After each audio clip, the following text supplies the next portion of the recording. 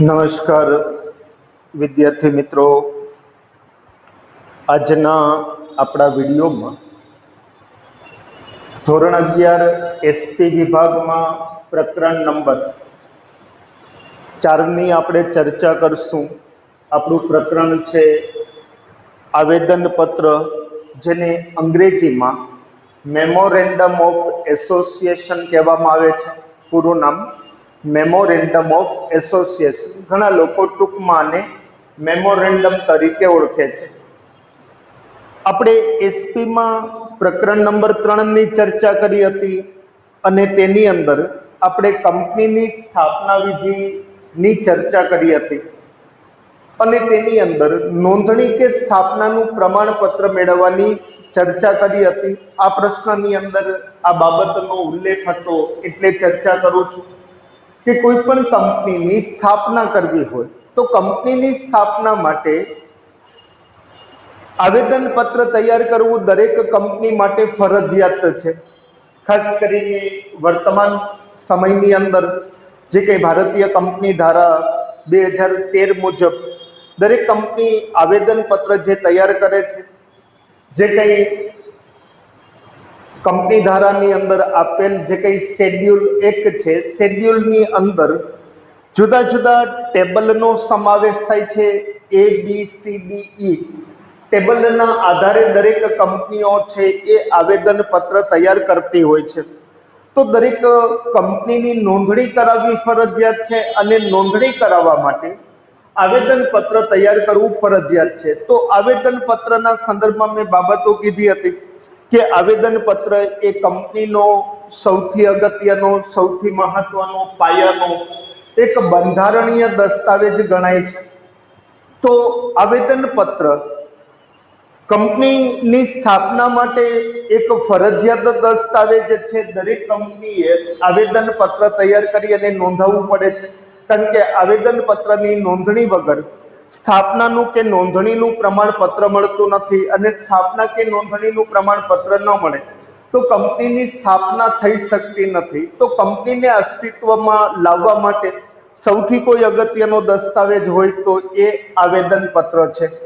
તો હવે ચર્ચા કરીએ કે આવેદનપત્ર કોને કહેવાય। તો આવેદનપત્રના સંદર્ભમાં જુદી જુદી જે કંઈ વ્યાખ્યાઓ કે અર્થ આપવામાં આવ્યા છે તો તેની ચર્ચા કરીએ।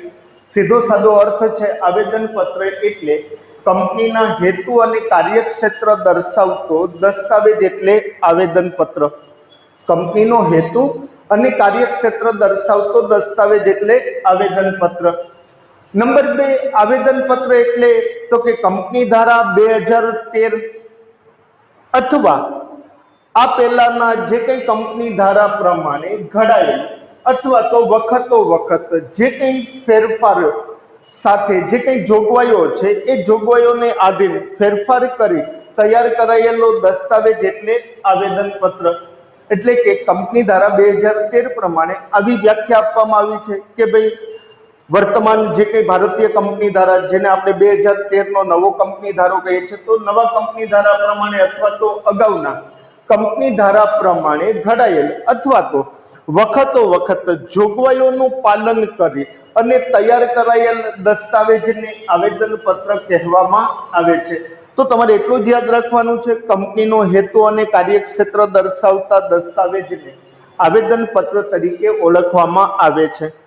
તો હવે આવેદનપત્રના સંદર્ભમાં બીજી કેટલીક બાબતો જે અગાઉના મુદ્દામાં પણ મેં ચર્ચા કરી હતી કે આવેદનપત્રમાં જુદી જુદી કલમોનો સમાવેશ થાય છે। તો આપણે ચર્ચા કરીએ કે આવેદનપત્રમાં કઈ કઈ કલમોનો સમાવેશ થાય છે। તો આવેદનપત્રમાં 6 કલમોનો સમાવેશ થાય છે। ના રહે મુજ સ્થાપના, આ સૂત્ર યાદ રાખવાનું છે, ના રહે મુજ સ્થાપના। તો 6 કલમો છે, એમાં સૌથી પહેલી કલમ છે નામની કલમ। તો હવે નામની કલમની ચર્ચા કરીએ તો કે કંપની કાયદા દ્વારા સર્જાયેલ કાયદેસરની એક કૃત્રિમ વ્યક્તિ છે અને એક સ્વતંત્ર વ્યક્તિત્વ છે એ કંપની પ્રાપ્ત કરે છે। તો કંપની એક કાયદેસરની એક કૃત્રિમ અને સ્વતંત્ર વ્યક્તિ હોવાથી જેમ દરેક વ્યક્તિનું નામ હોય છે તે રીતે કંપનીનું પણ નામ રાખી શકાય છે। અને કંપની પોતાની મરજી પ્રમાણેનું ગમે તે નામ છે એ ધારણ કરી શકે છે। એટલે કે દરેક કંપની પોતાની મરજી મુજબનું ગમે તે નામ છે એ નોંધાવી શકે છે, ગમે તે નામ રાખી શકે છે। પરંતુ કાયદાની જોગવાઈઓ મુજબ કંપની પોતાની મરજી પ્રમાણેનું ગમે તે નામ રાખી શકે છે, પરંતુ કંપની ગમે તે નામ રાખી શકતી નથી। મરજી પ્રમાણેનું ગમે તે નામ કંપની રાખી શકે છે, પરંતુ કંપની ગમે તે નામ રાખી નથી શકતી। એટલે કે બીજી કંપનીએ રજીસ્ટર્ડ કરાવેલ અથવા તો નોંધાવેલ નામ, એટલે કે બીજી કંપનીએ રાખેલું નામ છે એ કંપની રાખી શકતી નથી। જેમ કે રિલાયન્સ કંપની આ એક રજીસ્ટર્ડ કંપની છે, તો રિલાયન્સ કંપનીનું નામ કોઈ અન્ય કંપની ન રાખી શકે। બીજી વસ્તુ એ છે કે રાખેલું નામ રાખી નથી શકાતું। બીજી વસ્તુ એ પણ છે કે કંપની સાથે ભળતું નામ પણ રાખી શકાતું નથી, તેની સાથે મેળ ખાતા હોય તેવા પ્રકારનું નામ છે કંપની રાખી શકતી નથી। આ ઉપરાંત કાયદાની જોગવાઈ છે કે દેશના સર્વોચ્ચ જે કંઈ હોદ્દાઓ છે તેની સાથે સંકળાયેલું નામ નથી રાખી શકતી। જેમ કે વડાપ્રધાન છે, રાષ્ટ્રપતિ છે, ગવર્નર છે, તેના હોદ્દા સાથે સંકળાયેલું નામ છે કંપની રાખી શકતી નથી। ત્યાર પછી દેશના સર્વોચ્ચ જે કંઈ નેતાઓ છે તેમની સાથે સંકળાયેલું નામ છે રાખી શકાતું નથી। જેમ કે મહાત્મા ગાંધીજી છે, સરદાર વલ્લભભાઈ પટેલ છે, બીજા અન્ય જે કંઈ રાષ્ટ્રીય નેતાઓ છે તેમની નામની સાથે સંકળાયેલું નામ છે કંપની રાખી શકતી નથી। આ ઉપરાંત નામના સંદર્ભમાં બીજી કેટલીક પણ જોગવાઈઓ છે। જો ખાનગી કંપની હોય તો ખાનગી કંપનીએ પોતાના નામના છેડે પ્રાઇવેટ લિમિટેડ શબ્દ લગાડવો ફરજિયાત છે। ખાનગી કંપની હશે તો ખાનગી કંપનીએ પોતાના નામના છેડે જે નામ રાખેલું છે એ નામના છેડે પ્રાઇવેટ લિમિટેડ શબ્દ લગાડવો ફરજિયાત છે। જાહેર કંપની હોય તો નામના છેડે લિમિટેડ શબ્દ લગાડવો ફરજિયાત છે। ખાનગી કંપની હોય તો ખાનગી કંપનીએ નામના છેડે પ્રાઇવેટ લિમિટેડ બે રીતે લખાય છે। ઘણા લોકો બ્રેકેટમાં પી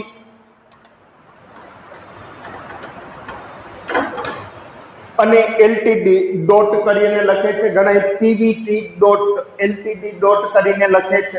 તો બંને રીતે લખી શકાય છે। ઘણી કંપનીઓના નામમાં જોશો તો આવી રીતે પ્રાઇવેટ લિમિટેડ લખેલું હશે, ઘણા નામની અંદર આવી રીતે પણ હશે।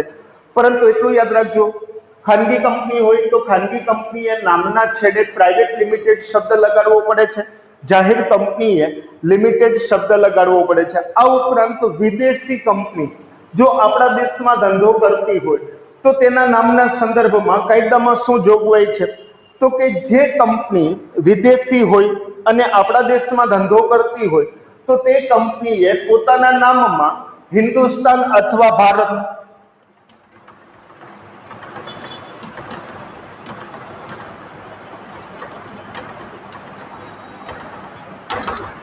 હિન્દુસ્તાન અથવા તો ભારત શબ્દનો ઉપયોગ કરવો પડે છે। ઉદાહરણ તરીકે એમ કહું કે હિન્દુસ્તાન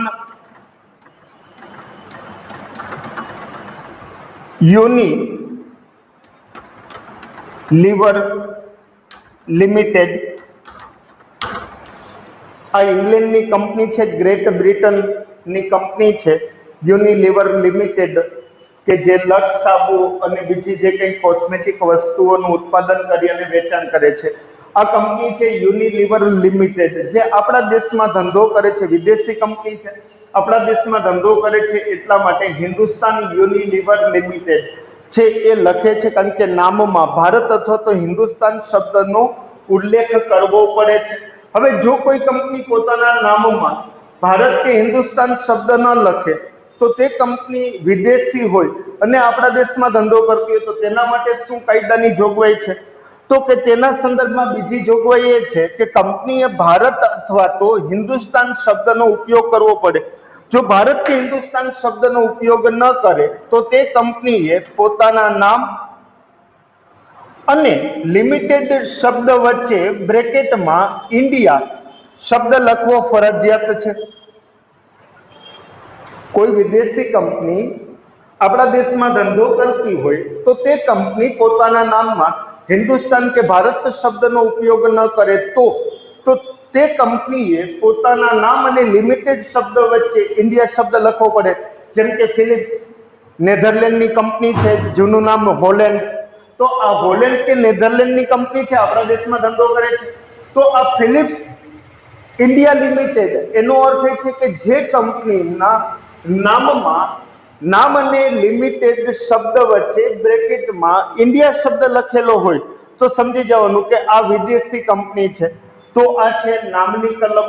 એટલે કંપની છે એ કયું નામ રાખી શકે, કયું નામ ન રાખી શકે, તેના સંદર્ભમાં આપણે કાયદાની જોગવાઈઓની ચર્ચા કરી.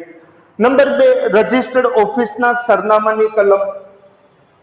કંપનીએ રજિસ્ટર્ડ ઓફિસના સરનામાની કલમમાં કંપનીએ પોતાની રજિસ્ટર્ડ ઓફિસ એટલે કે મુખ્ય ઓફિસ, હેડ ઓફિસ ક્યાં આવેલી છે તેના નામ અને સરનામાની વિગતો છે આ કલમમાં દર્શાવાય છે.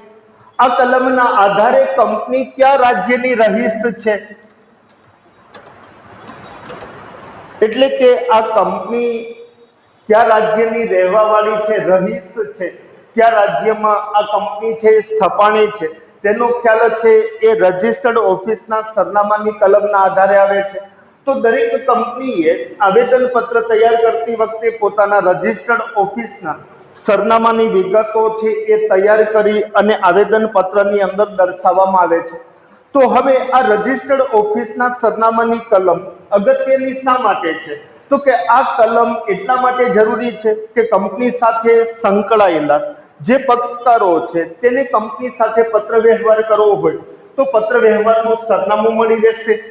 બીજી વસ્તુ કે ભાઈ જ્યારે કંપની માની લો કે કોઈ પણ પ્રકારની છેતરપિંડી કરે અથવા તો કાયદાની જોગવાઈઓનો ભંગ કરે અને કંપની ઉપર કાયદેસરની કાર્યવાહી માટે દાવો માંડવો હોય તો અદાલતી કાર્યક્ષેત્ર છે એ કંપનીનું નક્કી થઈ શકે છે.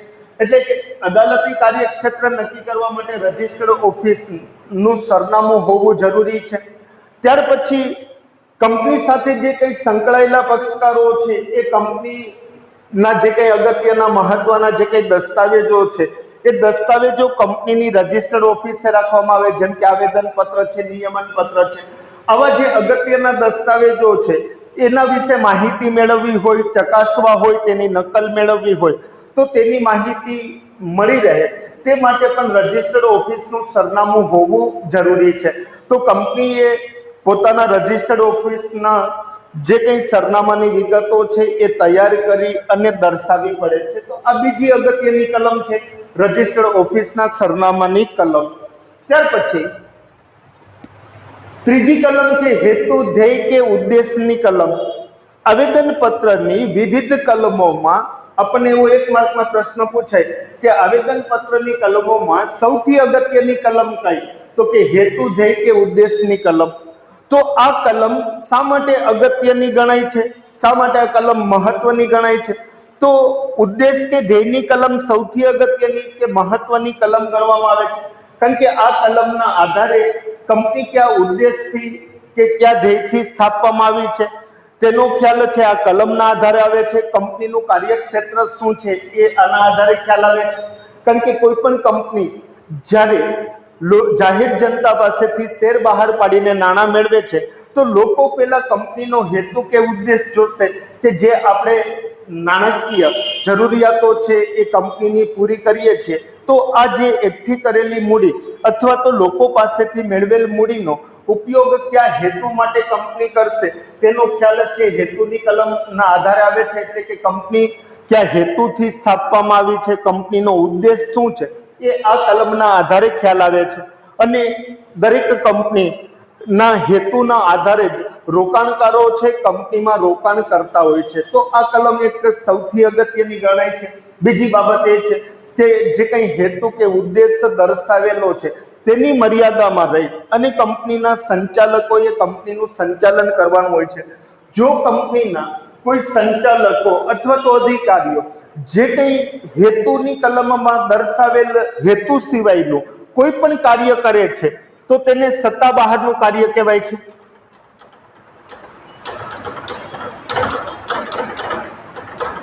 તો સત્તા બહારનું જ્યારે કાર્ય કરવામાં આવે તો તેના માટે તે અધિકારી કે સંચાલક વ્યક્તિગત રીતે જવાબદાર બનશે અને તેને દીવાની કે ફોજદારી જવાબદારી છે લાગુ પડશે। તો આ છે હેતુની કલમ કે જેની અંદર કંપનીનો હેતુ અને કાર્યક્ષેત્ર દર્શાવવામાં આવે છે અને જે કંઈ કંપનીના સંચાલકો અધિકારીઓ છે આ જે કંઈ હેતુ દર્શાવેલો છે તેની મર્યાદામાં રહી જે કંઈ કાર્યક્ષેત્ર છે એ કાર્યક્ષેત્રની મર્યાદામાં રહી અને કાર્ય કરવાનું હોય છે। જો કોઈ સંચાલક કે અધિકારી આપેલી સત્તાની ઉપરવટ જઈ અને કોઈ પણ પ્રકારનું કાર્ય કરે તો તેને સત્તા બહારનું કાર્ય કહેવામાં આવે છે। મૂડીની કલમ તો આપણે એક અગત્યની કલમ છે જેને મૂડીની કલમ કહેવામાં આવે છે। તો કંપની સામાન્ય રીતે જ્યારે શેર બહાર પાડી અને નાણાં મેળવે છે તો કંપની પોતાના અસ્તિત્વ દરમિયાન વધુમાં વધુ કેટલી મૂડી મેળવશે તે કુલ મૂડીનું જે પ્રમાણ દર્શાવવામાં આવે છે તે મૂડીની કલમની અંદર દર્શાવવામાં આવે છે। કંપની પોતાના અસ્તિત્વ દરમિયાન વધુમાં વધુ કેટલી મૂડી મેળવશે તેનું પ્રમાણ છે મૂડીની કલમમાં દર્શાવાય છે। આ કલમની અંદર જે મૂડીનું પ્રમાણ દર્શાવાય છે તેને સત્તાવાર મૂડી કહેવાય છે અને અધિકૃત મૂડી કહેવાય છે અને મુકરર કરેલ મૂડી તરીકે ઓળખવામાં આવે છે। ફરી વખત કહું છું, મૂડીની કલમમાં કંપનીએ જે કંઈ મૂડીનું પ્રમાણ દર્શાવેલું છે કે કંપની પોતાના સમગ્ર અસ્તિત્વ દરમિયાન વધુમાં વધુ કેટલી મૂડી મેળવશે તેનું પ્રમાણ છે તેની અંદર દર્શાવેલું હોય છે। આ મૂડીને સત્તાવાર મૂડી, અધિકૃત મૂડી અથવા તો આને મુકરર કરેલ મૂડી તરીકે ઓળખવામાં આવે છે। કોઈ પણ કંપની પોતાની સત્તાવાર મૂડી કરતા વધુ મૂડી મેળવી શકતી નથી। તો મૂડીની કલમમાં કંપની કેટલી મૂડી મેળવશે તેની વિગતો દર્શાવવામાં આવે છે। ત્યાર પછી જવાબદારીની કલમ આપણી એક અગત્યની કલમ છે। આમાં જવાબદારીની કલમમાં કોની જવાબદારી કેટલી રહેશે તે દર્શાવવામાં આવશે। ખાસ કરીને કંપનીના જે સ્થાપકો છે, કંપનીના સંચાલકો છે અને કંપનીના શેર હોલ્ડરો એટલે કે શેરધારકોની કંપનીમાં કયા પ્રકારની જવાબદારી રહેશે એ જવાબદારીની કલમમાં દર્શાવવામાં આવે છે। તો હવે આપણે ચર્ચા કરીએ કે જવાબદારીના પ્રકાર કેટલા। તો પેલું છે શેરની કિંમતથી મર્યાદિત જવાબદારી। તો શેર જે કંઈ ધારણ કરેલા છે તે ધારણ કરેલા શેરની કિંમત પૂરતી જવાબદારી મર્યાદિત હોય છે જેને આપણે શેરની કિંમતથી મર્યાદિત જવાબદારી વાળી કંપની કહીએ છીએ। મોટાભાગની જે કંઈ જાહેર કંપનીઓ છે એ શેરની કિંમતથી મર્યાદિત જવાબદારી વાળી કંપની ગણાય છે। તો આ કંપનીમાં જે કંપનીના સ્થાપકો, સંચાલકો અથવા તો શેરધારકો છે તેમણે જે કંઈ શેર ધારણ કરેલા છે એ ધારણ કરેલા શેરની કિંમત પૂરતી જ તેમની જવાબદારી હોય છે। પછી કંપનીની મિલકતો કરતા ગમે તેટલું દેવું વધી જાય તો એ દેવું ચૂકવવા માટે પછી શેરધારકો કે સંચાલકો કે સ્થાપકો અંગત રીતે જવાબદાર ગણાતા નથી। બીજું છે બાહેંધરીથી મર્યાદિત જવાબદારી વાળી કંપની। જો કંપની બાહેંધરીથી મર્યાદિત જવાબદારી વાળી કંપની હશે તો કંપનીમાં જે લોકો સભ્ય તરીકે જોડાય છે તે સભ્યોએ જેટલી રકમની બાહેંધરી આપી હોય છે એટલે કે જેટલી રકમની પોતાએ ગેરંટી આપી હોય કે કંપનીની મિલકતો કરતા દેવું વધી જશે તો પોતે કેટલી રકમ પૂરતો જવાબદાર રહેશે। તો જેટલી રકમની બાહેંધરી સભ્ય થતી વખતે કે સભ્ય બનતી વખતે કંપનીને આપી હોય છે તેટલી રકમ ચૂકવવાની તેની જવાબદારી ગણાય છે। તો આવી કંપનીને બાહેંધરીથી મર્યાદિત જવાબદારી વાળી કંપની કહેવાય છે। તો સભ્યની જવાબદારી બાહેંધરીથી મર્યાદિત હોય તો કેટલી રકમની જવાબદારી પોતાએ સ્વીકારી છે તેના આધારે તેની જવાબદારી નક્કી થાય છે। ત્રીજું છે અમર્યાદિત જવાબદારી વાળી કંપની। જો કંપનીમાં સભ્યની જવાબદારી છે એ આની અંદર દર્શાવવામાં આવતી નથી। તો આ છે જવાબદારીની કલમ। અને છેલ્લી કલમ છે સ્થાપનાની કલમ।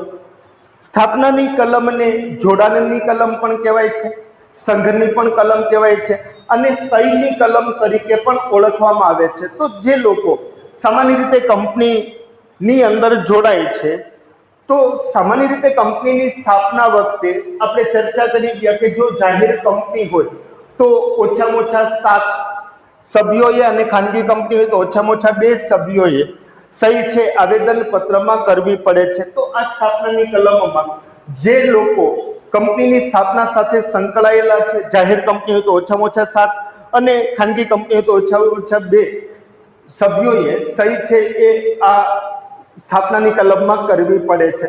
અને જે લોકો સ્થાપનાની કલમમાં સહી કરે છે તે આપોઆપ કંપનીના સભ્યો ગણાય છે। તો આ છે આવેદનપત્રમાં સમાવેશ થતી જુદી જુદી કલમોની ચર્ચા કરી। 6 કલમો ફરી વખત કહું છું।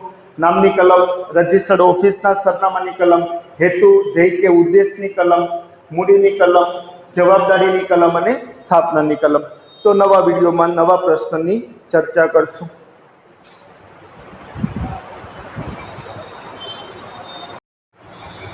નમસ્કાર વિદ્યાર્થી મિત્રો, આજના આપણા વિડીયોમાં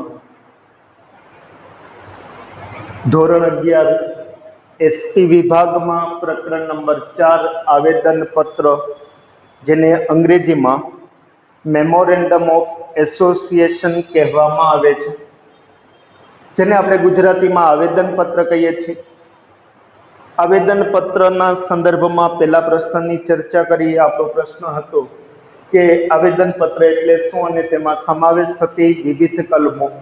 તો આપણે વિવિધ કલમોની ચર્ચા કરી હતી। હવે પ્રશ્ન નંબર 2 છે આવેદનપત્ર એટલે શું, તેના લક્ષણો જણાવો। તો હવે આવેદનપત્રના સંદર્ભમાં તમને કેટલીક બાબતોનો ખ્યાલ છે કે આવેદનપત્ર એ કંપનીનો મુખ્ય દસ્તાવેજ ગણાય છે, પાયાનો અને મૂળભૂત દસ્તાવેજ ગણાય છે। નોંધણીનું પ્રમાણપત્ર મેળવવા માટે દરેક કંપનીએ આવેદનપત્ર તૈયાર કરવું ફરજિયાત છે। તો દરેક કંપનીએ કંપનીની નોંધણી માટે આવેદનપત્ર તૈયાર કરવું ફરજિયાત છે, કારણ કે આ સૌથી અગત્યનો, મહત્વનો, પાયાનો, ફેરફાર ન કરી શકાય તેવો એક બંધારણીય દસ્તાવેજ ગણાય છે। તો આવેદનપત્રના અર્થની આપણે ચર્ચા કરી હતી કે આવેદનપત્ર એટલે કંપનીનો હેતુ અને કાર્યક્ષેત્ર દર્શાવતો દસ્તાવેજ એટલે આવેદનપત્ર। આવેદનપત્રની નોંધણી કરાવવાથી આવેદનપત્ર એ કંપનીનો જાહેર દસ્તાવેજ પણ ગણાય છે, કારણ કે આ કંપનીની બંધારણીય બાબતો છે એ રજૂ કરે છે। તો હવે આપણે આવેદનપત્રના સંદર્ભમાં કેટલાક લક્ષણોની ચર્ચા કરશું અને લક્ષણોની ચર્ચા કરી અને આપણા પ્રશ્નને આપણે પૂરો કરશું। તો એક એક લક્ષણને ધ્યાનપૂર્વક સાંભળવા, બાબતને સમજવાનો પ્રયત્ન કરવો। તો પ્રશ્ન એ હતો કે દરેક કંપની માટે આવેદનપત્ર તૈયાર કરવું ફરજિયાત છે। તો હવે આવેદનપત્રને સમજવા માટે કેટલાક લક્ષણોની, કેટલીક લાક્ષણિકતાઓની ચર્ચા કરીએ। તો આવેદનપત્રના સંદર્ભમાં પહેલું લક્ષણ એ છે કે આ કંપનીનો મૂળભૂત દસ્તાવેજ છે, પાયાનો દસ્તાવેજ છે, ફેરફાર ન કરી શકાય, સરળતાથી ફેરફાર ન કરી શકાય તેવો એક અગત્યનો દસ્તાવેજ છે। તો આ મૂળભૂત દસ્તાવેજ છે કે જેની અંદર કંપની છે એ જુદી જુદી પોતાની અગત્યની જે કઈ માહિતીઓ છે તે દર્શાવે છે। ખાસ કરીને તમને ખ્યાલ જ હશે કે આવેદનપત્રની અંદર જુદી જુદી કલમોનો સમાવેશ થાય છે। તો આ કલમોમાં ખાસ કરીને હેતુની કલમનો સમાવેશ થાય છે, જેના આધારે કંપનીનું કાર્યક્ષેત્ર અને હેતુ છે એ નક્કી થાય છે। તો આ મૂળભૂત દસ્તાવેજ પ્રથમ નંબરનો પાયાનું દસ્તાવેજ ગણાય છે। કંપનીના ઉદ્દેશો, કંપની આવેદનપત્રના આધારે કંપનીના ઉદ્દેશોની સ્પષ્ટતા થાય છે। તમને એ પણ મેં ચર્ચા કરી હતી કે આવેદનપત્રમાં સમાવેશ થતી જે કંઈ જુદી જુદી કલમો છે, આ કલમોમાં સૌથી અગત્યની કોઈ કલમ હોય તો એ કલમની અંદર છે હેતુ કે ઉદ્દેશ કે ધ્યેયની કલમનો સમાવેશ થાય છે। તો આ સૌથી અગત્યની કલમ ગણાય છે અને તેના આધારે કંપનીનું કાર્યક્ષેત્ર કે કંપનીનો ઉદ્દેશ છે એ આપણે જાણી શકીએ છીએ કે કંપની કયા ઉદ્દેશથી સ્થાપવામાં આવી છે, કંપનીનું કાર્યક્ષેત્ર શું છે એ આવેદનપત્રના આધારે, હેતુની કે ઉદ્દેશની કલમના આધારે જાણી શકાય છે। બાહ્ય પક્ષકારો માટે ઉપયોગી, તો કે આવેદનપત્ર એ બાહ્ય પક્ષકારો માટે ખૂબ જ ઉપયોગી છે, કારણ કે કંપની સાથે જે લોકો, વિવિધ પક્ષકારો કે જે કંપની સાથે સંબંધો ધરાવે છે એ તેના વિશેની સાચી માહિતી છે એ આવેદનપત્રના આધારે મળે છે।